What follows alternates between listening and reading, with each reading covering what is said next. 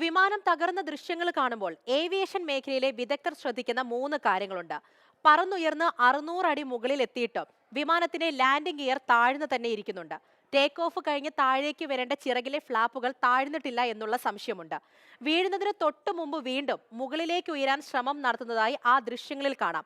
ഇക്കാരണം കൊണ്ട് വിമാനത്തിൽ ഒരു സാങ്കേതിക പിഴവ് സംഭവിച്ചിട്ടുണ്ട് എന്നുള്ളത് ഉറപ്പാണ്. അതിനുള്ള സാധ്യതകൾ എന്തൊക്കെയാണ് എന്ന് നമുക്ക് നോക്കാം. അതിൽ ആദ്യം എൻജിൻ തകരാറാണ്. ലാൻഡിംഗ് ഗിയറും ചിറകിലെ ഫ്ലാപ്പുകളും ശരിയായി പ്രവർത്തിക്കാത്തതിന് ഒരു സാധ്യത അത് ഈ എൻജിൻ തകരാറ് തന്നെയാണ്. പൈലറ്റ് വേണ്ട ഇടപെടലുകൾ നടത്തിയാലും സാങ്കേതിക തകരാറാണെങ്കിൽ ഈ അപകടം ഒഴിവാക്കാനാകില്ല. അടുത്തത് ഹൈഡ്രോളിക് സംവിധാനത്തിലെ തകരാറാണ്.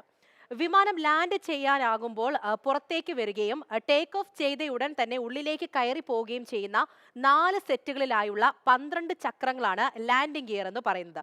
ഇതിനകത്തേക്കും പുറത്തേക്കും ചലിപ്പിക്കുന്നത് ഹൈഡ്രോളിക് സംവിധാനത്തിലൂടെയാണ്. ഈ സംവിധാനത്തിന് തകരാർ വന്നാൽ ലാൻഡിംഗ് ഗിയർ ടേക്ക് ഓഫിന് ശേഷവും ഉള്ളിലേക്ക് കയറില്ല എന്നുള്ളതാണ്. അടുത്തത് അത് ടേക്ക് ഓഫ് കോൺഫിഗറേഷനിലെ പിഴവാണ്. ടേക്ക് ഓഫ് സമയത്തും ലാൻഡിംഗ് സമയത്തും വിമാനത്തിലെ പല കാര്യങ്ങൾ ഒരേ സമയം ഒരുങ്ങേണ്ടതായിട്ടുണ്ട്. അതിൽ പ്രധാനപ്പെട്ട 2 കാര്യങ്ങളാണ് ലാൻഡിംഗ് ഗിയറും ചിറകിലെ ഫ്ലാപ്പും. ചിറകിലെ ഫ്ലാപ്പ് താഴേക്ക് ചരിഞ്ഞു വന്നാൽ മാത്രമേ മുകളിലേക്ക് പറക്കാനുള്ള ലിഫ്റ്റ് അത് വിമാനത്തിന് ലഭിക്കുകയുള്ളൂ. ഇവയെല്ലാം ഒരേ സമയം ഉറപ്പാക്കുന്ന ടേക്ക് ഓഫ് കോൺഫിഗറേഷനിൽ പിഴവ് സംഭവിച്ചിരിക്കാം. അത് സാങ്കേതികമായോ അല്ലെങ്കിൽ പൈലറ്റിന്റെ പിഴവോ ആകാം.